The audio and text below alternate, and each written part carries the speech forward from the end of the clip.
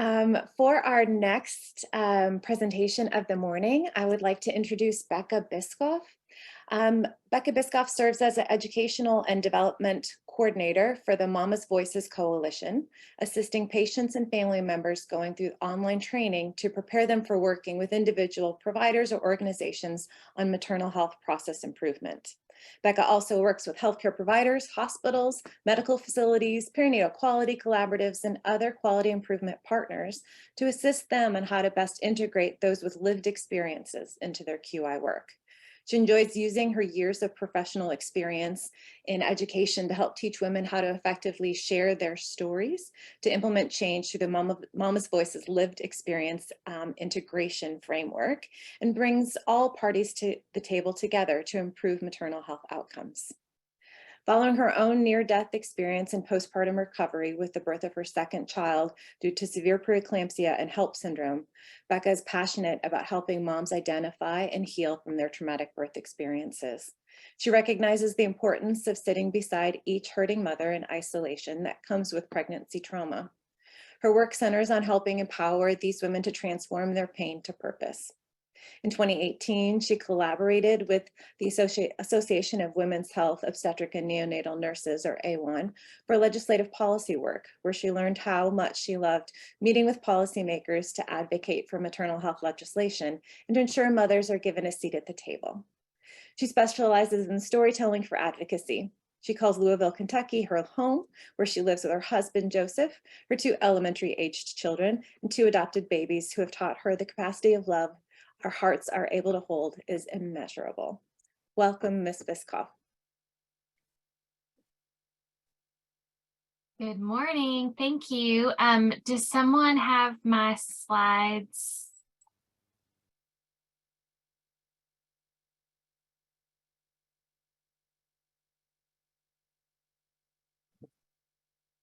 Can you share your screen? Oh, I can, I believe. Sorry, I thought y'all were going to drop it for me. Let's see. I'm so sorry. You have to ask for next slide, though, right? Yeah, We can do it, but we can do it, but you'll have to ask for the next slide. Okay, I can do that. I'm so sorry. Thank you. So she wants us to do it.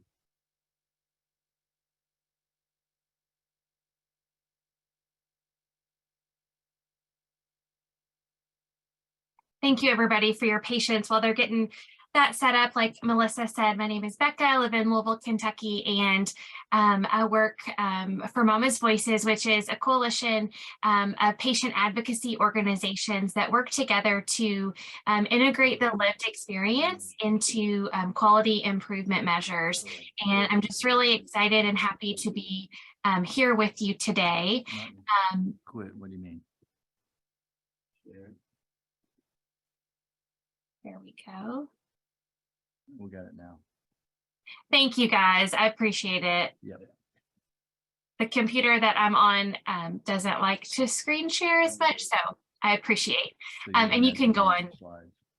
Yeah, you can go on to the next slide. So the purpose of Mama's Voices is to amplify patient and family voices, especially those who have been historically marginalized, ensuring they are equipped and activated as partners to improve maternal health outcomes. Mama's Voices are engaged as partners wherever maternal health improvements are needed. And the next slide will show you some of the organizations that are within our coalition.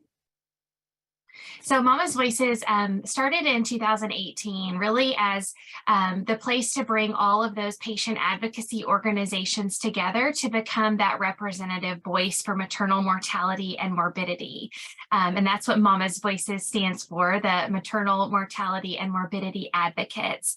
Because we recognize that all of these organizations were doing great work, but it was just hard by themselves to do that work. And so we're kind of like the umbrella of all of those different organizations. The next slide will tell you a little bit more about what we do.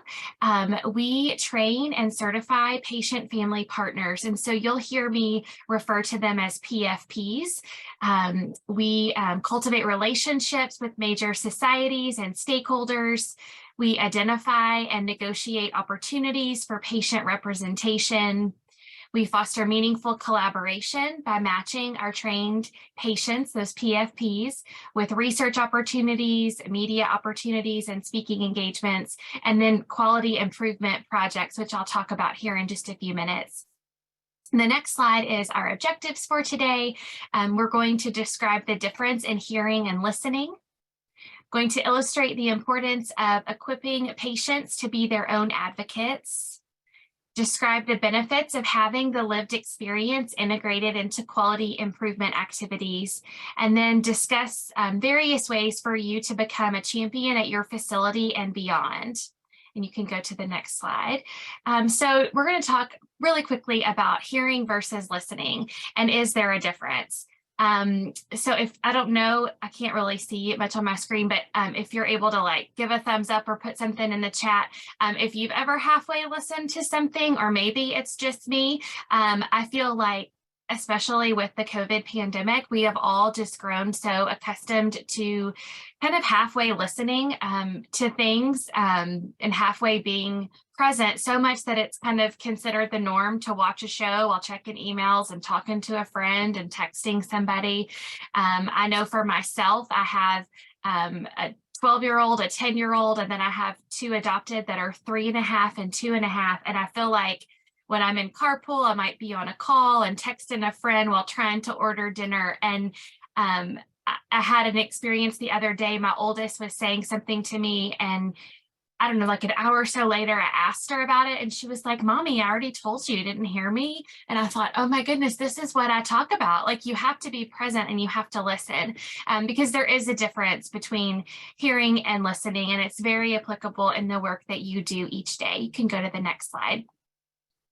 Here's just a little image to talk about the differences between hearing and listening. So hearing is an event. It's something that just happens naturally. There's a loud boom outside, you hear thunder, there's static on the phone, but listening is an action. It's something that you consciously do. You listen very carefully to what someone said, and then you write it all down. We might say, do you listen to the radio in bed, not do you have it on while you're watching a show and emailing? There is a difference. And then the bottom one just says, listen to me, I have something important to tell you. You can go to the next slide.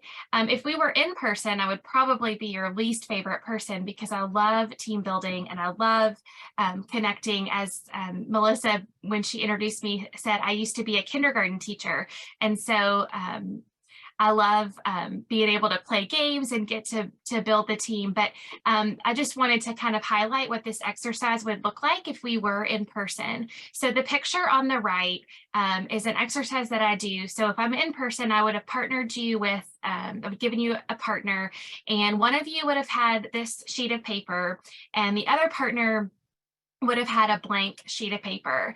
And I would have asked the person with the blank sheet of paper to ask questions about the picture that your partner had. So it's really funny, when I did this last, the people with the papers, like, that have to draw it, they freak out because they're like, oh my goodness, I don't know. It's like shapes. It's like, I don't even know what to ask. And so I just say, like, you can just start by asking questions. Like, you might say, are there animals in your picture? Are there words on your picture? What is it that you have on your paper? And so I give them about 5 minutes to do this. The last time I did it, there's like stressed out people on it, like about to pull their hair out. Like they're like, I don't know. And then after about 5 minutes, I have them turn, and then they compare what they drew with the image that their partner had. And you can go to the next page. And it's a really, it's a silly, fun exercise, but I have them answer these questions kind of for the group. How effectively did you understand the description of the picture? Was your understanding of the description that you received the same as your partner's understanding of the description that they relayed back to you? And then also ask them, how did you confirm that you had correctly understood your partner's description? And then I have them think about, what are some real life issues that you've experienced where the message relayed and the message received were not the same? And this matters because we know that poor listening results in misunderstandings. And so it's so important to listen attentively. The quality of the final product or the deliverable is highly dependent on the quality of the teams listening to one another. So it's so important to collaborate. And then I asked them to think about this from the lens of a patient and in their everyday role. And so really the patients are the ones that are coming to you with that picture, and you are the ones with that blank sheet, and you're trying to figure out what is it that they're saying to me, especially those nurses, the people that are really at the front lines. You can be a great help to them by asking questions to help not only validate their feelings, because so often these patients are afraid to share, thinking maybe all this is in my head, but realize that you just have such an important opportunity to ask those questions to gain a better understanding of what it is that they're coming to you with. And I recognize that this is not an easy task. I know that everyone's busy, and that's how the hearing and listening, that's why we're in this, we're also overwhelmed. But the next slide is going to show you some examples of where listening versus hearing could have made all of the difference in the world. If my doctor had listened to me, these are real people with real stories. If my doctor had listened to me and done a simple urine sample, my child would be here today. Another patient, you could die if you're not watched closely. And then 30 minutes later, another nurse was prepping that same patient for discharge as she was saying she didn't feel well, she didn't want to go home. The patient eventually ended back in the ER with postpartum preeclampsia, had to be separated from her infant, ended up creating trauma from this birth experience. Another example, you're a new mom, just get rest. That's why you're tired. You'll be fine. Hours later, that mom was back in the emergency room with postpartum preeclampsia. Another one, delivery is the cure. You are fine. After discharge, this patient on the 6th day had complete vision loss, confusion, and bleeding. I'm not sure if you hear the constant theme here, but it's you're fine. I didn't hear the last presentation, just heard the last couple of minutes of it, but that delay and dismissal of what a patient says, that's really the common theme that so many of the patients that I work with are saying, is that they're just told you're fine. Instead of asking questions to the patient, they're just told you're fine, this is normal. The next one, the patient said, I have this pain in my rib cage and I don't feel well. The patient is told, well, that's your son like a monkey swinging on your ribs and you look cute. And that was actually my story. I was just told, you look cute. That's just your son, Henry, swinging like a monkey on your rib cage. You'll be fine. Ended up nearly dying in delivery not long after that. And so it's so important in your role to ask those questions to gain that understanding. We're thinking about the silly illustration with the picture, but what is it that the patient is trying to say? Maybe they are just tired. Maybe it is just the normal pregnancy symptoms, but what if it's not? And asking questions to get a clearer picture. And listening matters. So we have trained our PFPs, which I'll talk about here in just a minute, and they take their experience and they want to make a difference for others, and they want to talk about what could have gone differently. The next slide will tell you a little bit more. So their stories matter. They want to help others. They want to be a voice for those who don't have one. For some of them, they want to remember a loved one. We have sisters who become trained through us, who lost their sibling, and their nephew have one of those patients, and they really just want to just share their experience. They want to find purpose from a difficult situation. And so I just want to ask you to think about what inspired you to do this work. You don't have to say anything, but I just want you to take just a couple seconds and just think about what got you into the field that you're in today. Maybe it was a patient, maybe it was a family member or an experience that you went through. Oftentimes we find our way into our jobs through passion and things that we experience in our lives. And sometimes you have to kind of stop and reset and think, what is it that brought me here? And to remember that when that fatigue sets in. And the next slide is going to show you a little bit about what we do when we train our PFPs. So we have an online self-paced training for our patient family partners. It takes about 4 to 6 hours, give or take, and they can do it at their leisure. They watch short little video modules, and then they have short assignments that they complete. But we have them really think about, are they ready to become an advocate? So we don't put a timestamp on this, like you don't have to be X amount of months or years out from your experience, because we understand that everybody handles their trauma and their grief at a different stage. But we do ask them to kind of really check themselves and to think, am I ready to share my story? Sometimes we have people that go through our training and they recognize, you know what, I've started this and I'm feeling a lot of feels and I don't really want to continue. I need to press pause for a little bit, and that's okay. We really want to empower them to be strong and be passionate about sharing their story and to feel confident in it. And so if that means they have to press pause for a little bit, that's okay. We work with them on sharing their story. And this is my favorite part of my job, is that I get to hear kind of, they call it word vomit. They'll say, I'm just going to word vomit and tell you all the pieces of my story, and it's real discombobulated in my head.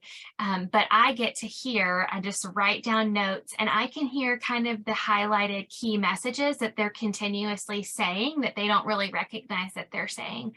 And so often that overarching theme is they just weren't listened to and they just weren't heard. But I get to help them learn how to highlight what their key message is, and then prepare them for when they sit on an advisory council or when they are involved in a presentation. We also work with them on creating their professional presence. They create a advocacy CV, which is like a resume where they're able to highlight different things that they've been involved in, trainings that they've done. They also create a headshot. We have a profile page, which I'll show you here in a little bit, on our website, where they can really just highlight who they are and what they're passionate about, and really, again, just want to empower them to share their experience. We also train them on different quality improvement measures. And then when the training is over, they are welcomed into a beautiful community of different survivors. We all might have a different story and a different experience, but we all share a really common bond, and that we had an experience that didn't go the way that we desired for it to go, and we possess a passion to make it better for the next family. And so we do every other month get-togethers through Zoom, where we give them opportunities to network, to talk about what they're doing in their states, maybe what they're struggling with, what they're excited about. And that is probably the best part of it. From the patient side, they would tell you that they just love that connection and being with one another. And we also have continuing education modules for them. So after they're trained to become this certified patient family partner, we offer continuing education modules on PQCs and MMRCs, and then AIM patient safety bundles. And there is more to come. We have many ideas and not enough hours in the day to execute them. But our next slide is going to show you, there's a video link about what our PFPs say about the training. I think you'll really enjoy seeing how passionate they are about this training.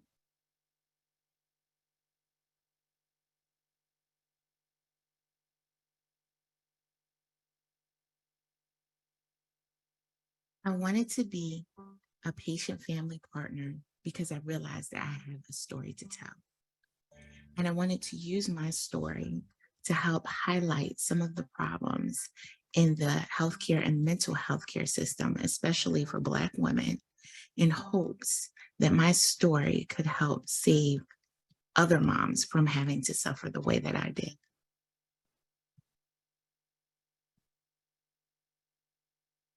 What I liked most about the training was really everything. Everything was very beneficial for me.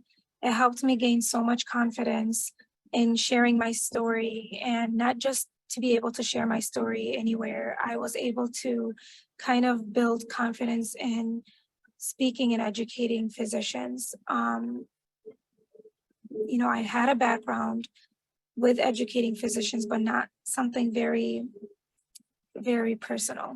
And I really, really enjoyed the activities. I loved that the trainings were done by real people that I get to communicate with through Mama's Voices. I also really loved how in-depth and informative all of the presentations were. I learned a lot about the media, which I think is really important because when stepping into this role, that is a big possibility of being able to talk to news outlets or different types of media presenters and give our story and share our story. And I thought that was the most important part of the whole training.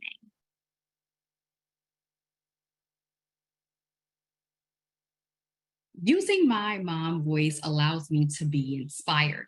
It allows me to inspire others.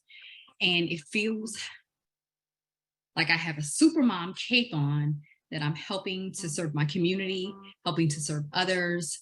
And it just feels so empowering, invigorating, and it allows me to impact change and to share hope with others. So I'd like to let others know that using your mom voice is power. Using your mom voice is advocacy. And using your mom voice is a tool of healing. Being able to share your story, to share your perspective, to help others to do the same, it is an opportunity that is unparalleled.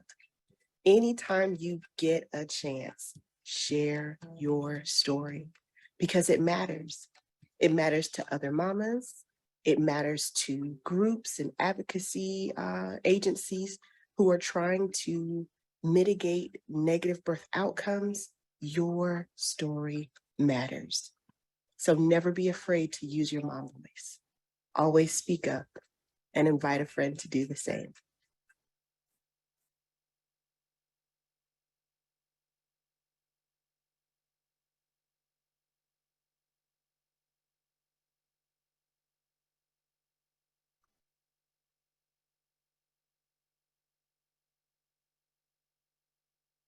Yeah, and I think that you all can hear the passion. Even one of our PFPs got a little choked up at the in the middle of her talking about it, because it's really important to understand that these PFPs are coming through the training, and some of them are coming through and they've never shared their story before. And they go through this training and they recognize that they can take some of the darkest and deepest wounds that they carry, and they get to be a part of the change. And it is just such a beautiful thing to watch.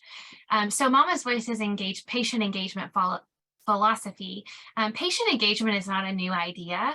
Oftentimes they have been called patient family advisors or something like that at different hospital systems. But we call it a patient-family partnership because this allows us to focus on the idea of working together. So it's not just checking a box and saying, oh, I have a patient that's represented on my advisory council, or have a patient that's going to be attending this meeting. Is that patient actually fully integrated into that work? And is it a partnership? Because we recognize that it's not just patients and it's not just providers. It's going to be able to improve outcomes. It's going to be both of us working together. And so that's how we started the lived experience integration. We want to make sure that those that are closest to the pain are closest to the conversation, because they're able to give a different perspective that you might not have even thought of. Some examples on the next slide tell you things that patients can be involved in. So you can think about, where do you want to engage your patients? You can look for patients to be a part of an advisory council or focus group. You could have them test out new surveys or questionnaires with patients before you disseminate those broadly. You can have them be a part of research ideas and priorities from patients that you hear, support groups. You can have patients reviewing brochures. We had one of our PFPs in another state was asked to just look at different brochures that were going to be sent to postpartum mothers, and just to give that feedback. I cannot tell you how empowering that is for that PFP to get to be a part of that. The next, or I'm sorry, simulations are also another one. The next slide is going to show you a picture of where we had someone come and speak about simulations at our annual summit back in 2019. And he talked about the important use of simulation in obstetrics. And it's so important because these are real stories. And so we are actually working at integrating our PFPs into some of these video modules and simulation drills. And at the end of it, having one of our PFPs come at the end and say, you know, this was my story, to really remind everyone who's listening that these are real live people and these are real situations.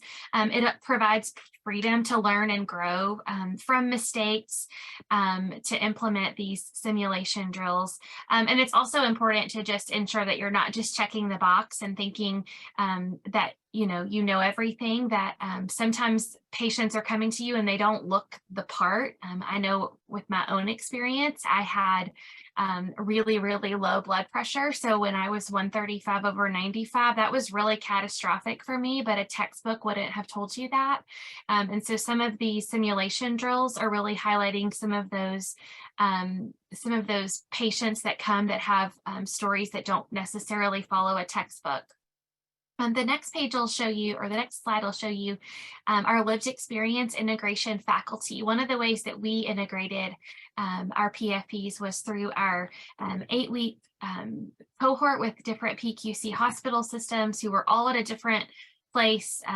They logged on every Tuesday for an hour, and they got to learn about different ways to integrate patients, different ways to find patients, kind of highlighting how do you compensate a patient. And they were able to really facilitate those discussions. And I can tell you, all of these beautiful women on this slide would have told you 6 months ago or a year ago or whenever it was that they started that they were not an expert, but they really are, and they feel confident now in saying that they are experts of their lived experience, and they can give feedback and advice to other hospital systems that are looking at ways to integrate patients. The next slide shows you some of those states that were involved in that. Mama's Voices has registration available. We will start our next cohort of first-time our next cohort in June for first-time attendees. You can access that on our website. We would love to have you guys be a part of it. And so the next slide is, how does all this work? So how do you integrate a patient? It is so important to listen without judgment, and to leave your suitcases at the door.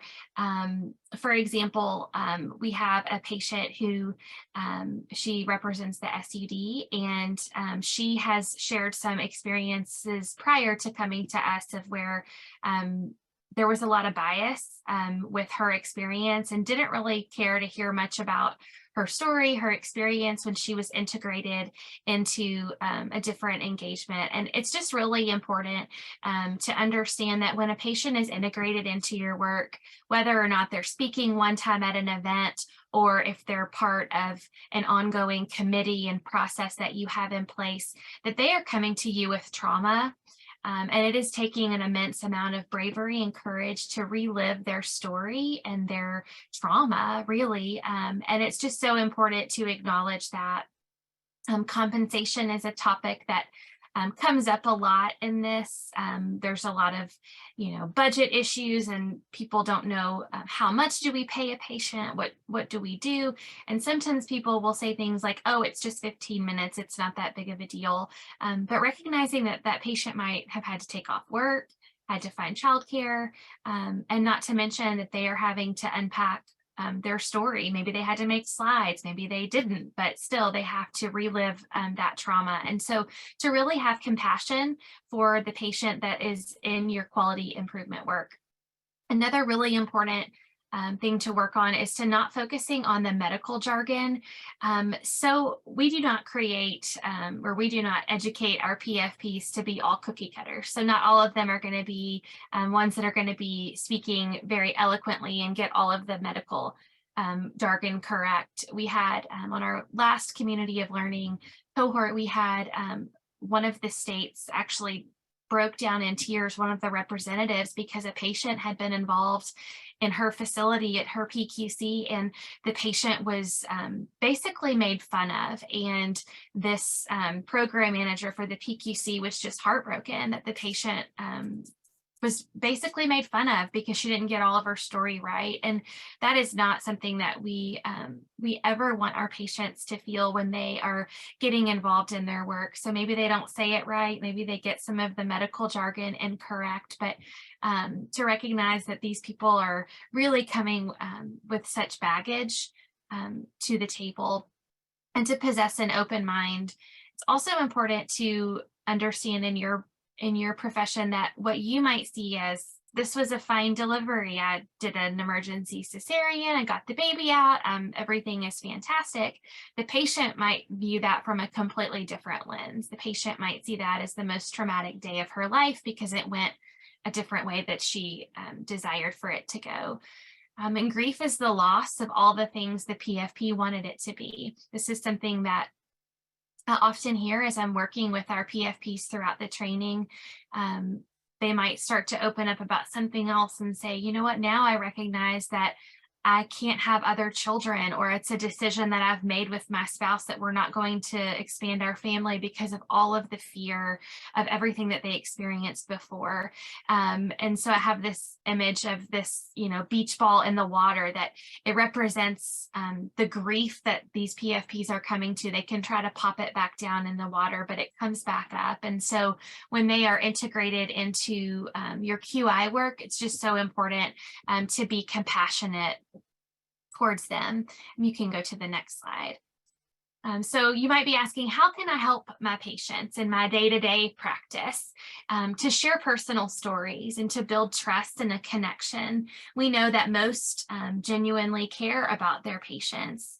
To discuss what's happening to the patient and or the support person or their family, and help to bridge that gap. I can share from my personal experience that no one ever spoke to anyone in my family about what had happened to me that day. And I wish I could say that, oh, that was 10.5 years ago and we've come a lot farther since then, but we haven't. That my story is very similar to other patients that I talk to on a daily basis. My family was told she's really sick.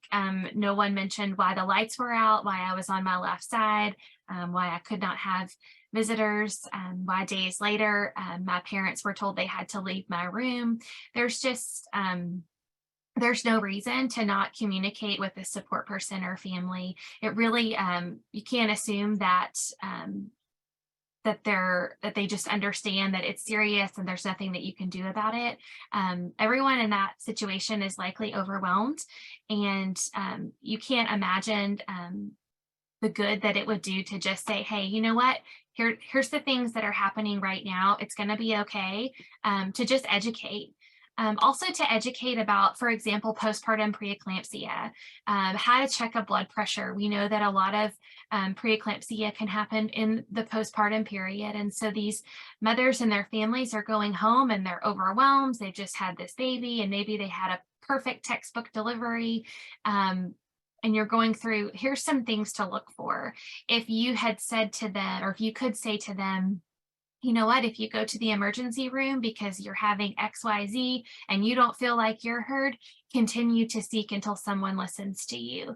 I cannot underscore what I've heard with our other PFPs, that just something as simple as that really helps to equip the patients to become their own advocates. It shows you that they care, because so often our PFPs feel like it's all in our head, like we must be fine. Maybe it's normal to have these awful headaches, but you really building that trust and asking those specific questions and demonstrating concern really can go a long way. And the next slide, you might be saying, okay, but not everybody is on board, and we understand that, but you can do it. You can be a champion at your facility. You can identify shifts that need to be made, and you can champion to ensure that that is happening. For example, delivery is the cure. We know that that is not true. And that high blood pressure only has to be X amount. I know I briefly shared about my experience. that it's so important to know your patient, to know their baseline and what they're coming to you with. Also, bedside handoff. Is it happening as you're transitioning patients? Are you communicating with them? This is going to be your next nurse. This is going to be your next person taking care of you. And how are you communicating with other staff about a patient? And I like to share this story. When I left teaching several years ago, I decided that I wanted to get involved in the mother-baby unit at our hospital. And I only did it for 2 months. And I was a patient care associate. It's basically like a nurse's aide. And I did like undercover boss, is what I always joke it was, that I didn't let anybody there know anything about me or my story, my passion in maternal health. And I really just wanted to see like what was actually happening. And I noticed that there was definitely a disconnect, that the mothers who pressed the call button a lot, or the mothers who asked a lot of questions, kind of got the eye roll. And I had this heartbreaking story of this mother who had had twins, and she was a single mother, and she kept pressing the call light, and everyone was just kind of annoyed essentially with her. And I decided to go in there one afternoon and just check in and see what she needed. And she said, I just don't understand why they're crying. And I said, well, let's check and see, like, they have a dirty diaper, they need to be swaddled and changed. And it was one of those things, I can't remember what it was. I just remember her saying, how did you know that? And I said, oh, I don't know. None of us know. We just have to try to figure it out. And it really stuck with me because I thought this mother just wanted to be seen as who she was. And I'm not trying to place judgment and to assume that anybody on this call does that. But I do know that from stories that I hear that this is happening. And so it's so important to truly to check yourself and to make sure that you are actually listening to your patients, not just hearing what they're saying. We know that we can't teach those who don't want to learn, but you can make a difference. And Mama's Voices wants to help you. We understand that this is a hard thing to do. It's hard to integrate patients into work because you're scared. You don't know how to do it well. And we want to help you with that. Our next slide will show you kind of how our process works. I always joke that we play matchmaker. If you can click on the second slide there, you can find a certified PFP. So that's where the C comes in. It'll bring you to our website, and you can go to under providers, and you can find a certified patient. I'll wait here just a second.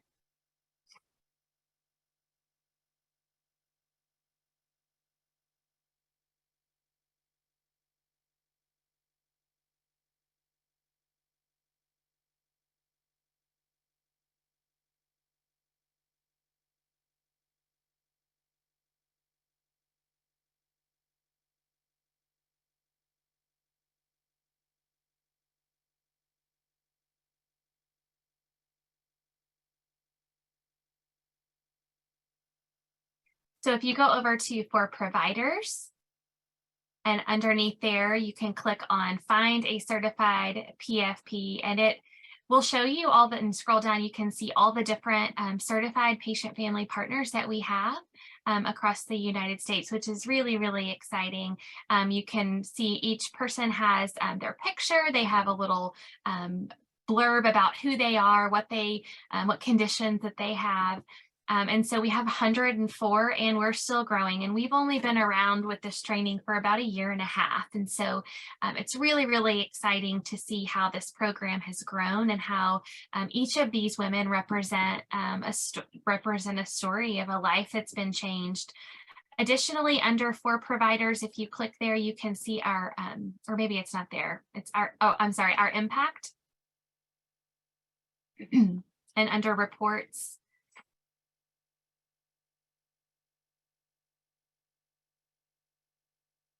oh, maybe it's not that one. I'm sorry. If you can go back to the slide and click on our impact on the link. And while they're doing that, I'll tell you that also when you can reach out to us and you can request a patient to speak at an event or to sit in an advisory council. And we take care of the logistics of finding the patient for you. So often it's, certain demographics that you might, oh, you can, I think if you scroll all the way down, There we go. So you can see that we have 104 PFPs that are certified. You can see the different conditions that are represented. And then at the bottom, you can see we have had 148 PFPs that have been requested. We've been able to fulfill 92% of those requests. And then you can see the amazing number that continues to grow of providers that have been reached through these different engagements. And different things that they've been involved in, speaking engagements, advisory councils, and other things. And so when you reach out to us and you say, hey, we want to have a patient that comes to speak at this event or comes to sit in on this committee, we find that patient. And then we connect you, we work through the logistics of all of the things that you might need, whether it's a contract or just planning calls. And then at the end of that event, we also, we have both parties, so the provider side and the patient side, fill out feedback forms. So it really helps us to see, was that patient prepared for the event? Is there anything that we could have done differently to help support you? And are you likely to use us again? Another thing I will note is that we also make sure that we take care of the PFP after the event. As I mentioned before, it's traumatic for them to relive their trauma and their experience. And so we take care of, checking in on them, making sure that they have their self-care in place when they're finished with that event. And you can go to the next slide.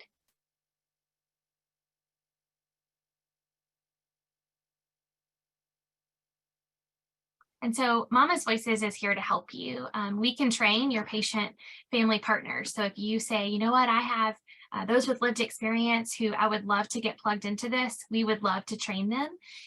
We can help match patient family partners for you for different events that you have. We can register your PQC program team for community of learning. We can get anyone trained on lived experience integration. We have a lived experience integration training that is for providers, and it has just now been approved for CE credits. And so what we do with that is that it's like a 2-hour online course that you can watch, and then we can break it down into like workshop styles and online classes to kind of dig deeper into some of those topics about integrating patients. I have this image on here. It's really my favorite, I think, not just because I was a kindergarten teacher, but really all that we needed to know we learned in kindergarten. I mentioned before, it's not just patients, it's not just providers, it's going to improve maternal health outcomes. It takes all of us playing in the sandbox together. So what I do now is not much different from my kindergarten days. We have to learn to listen to each other, not just hear what the other person is saying. And we want to be here to help you. We want to support you in that. The next slide will have a QR code. If you could scan it, I'll give you like a minute and a half. You're able to fill out what you're doing at your facility if you are integrating patients.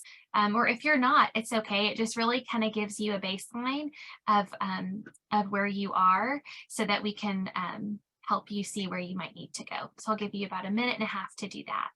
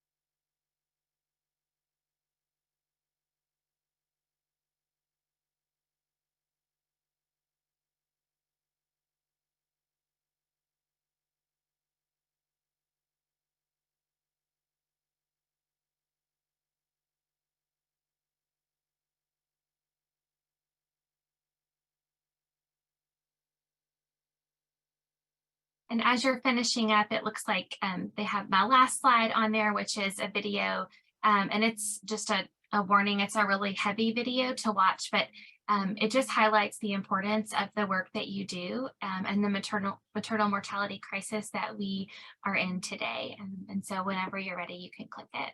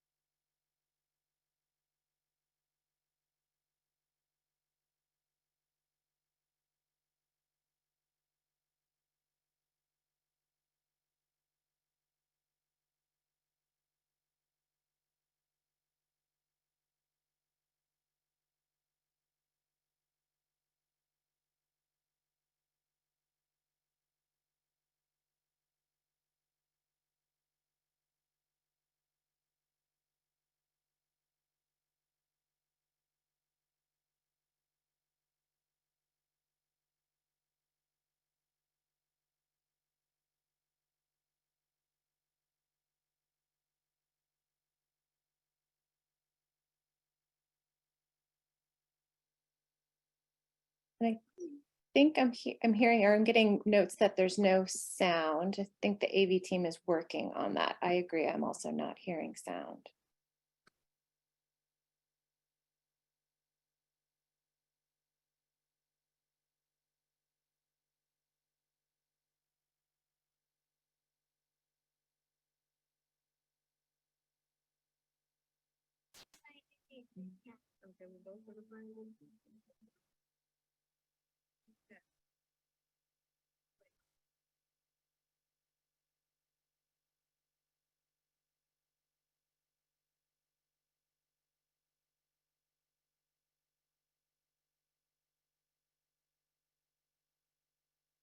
An American mother in 1990 had a better chance of surviving childbirth than her own daughter does today.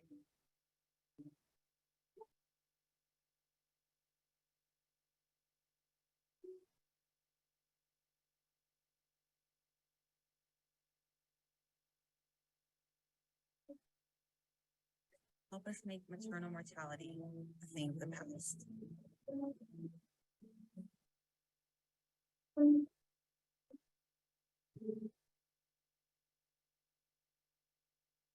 So we started to get sound right there at the end. I'm not sure what folks experience, but maybe I think we have the time. Can we maybe start it over and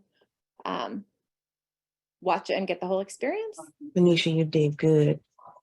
We hear That sound now. grandbaby is perfect. Yeah. What's going on? What's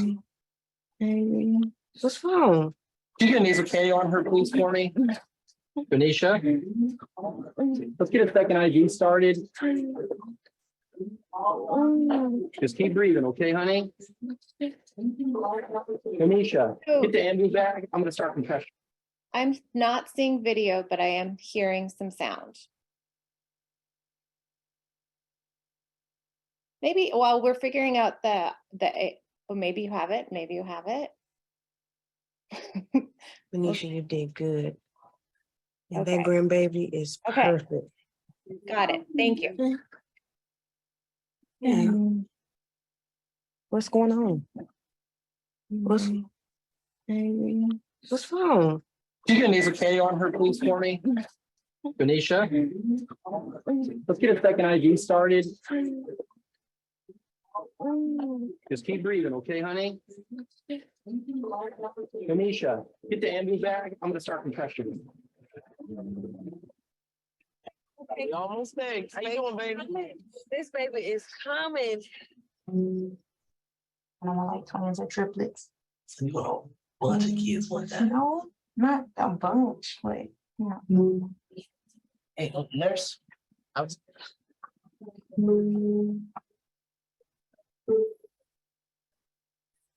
Man, all I want to know is how long I can. What's wrong with you? Oh, I knew it. Oh, your grandma. Anisha. Is that like Peruvian? Sure. Or maybe by the way. Finish. No, it's not like. Her call me before y'all, like 30 minutes before y'all getting finished. What do you mean you don't know?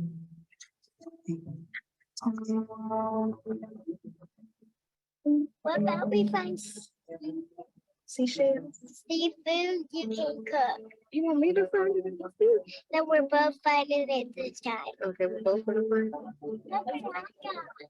Oh, what do you got? This way, go.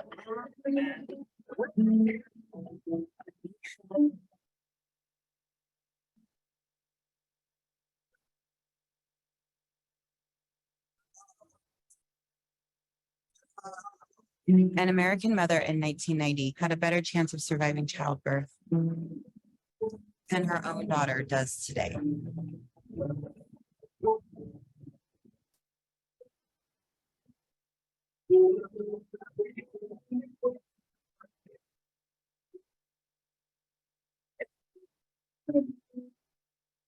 Help us make maternal mortality a thing of the past.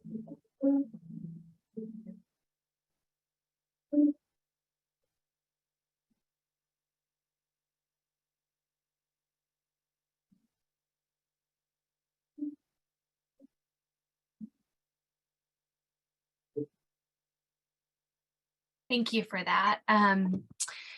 Every single time I watch it, I cry. This is why we do the work that we do. And I'm not sure if you caught it, but an American mother in 1990 had a better chance of surviving childbirth than her own daughter does. I have two girls, one adopted and one biological, and my adopted daughter is biracial. And I can tell you that I have a whole different perspective and a whole different lens. We know that women of color are dying much more than white women, and it's terrifying. And I want to do whatever I can. I often say until I take my last breath, I will do whatever I can so that no woman has to fight to give up her life. I'm going to put the link to this video in the chat. I have my email address up on there if you would like to contact me or learn more about Mama's Voices. I appreciate the AV team for running my slides. My sincerest apologies, as technology is not my love language. But I would be happy to answer any questions that you might have or anything that, that you might need. Thank you so much for having me.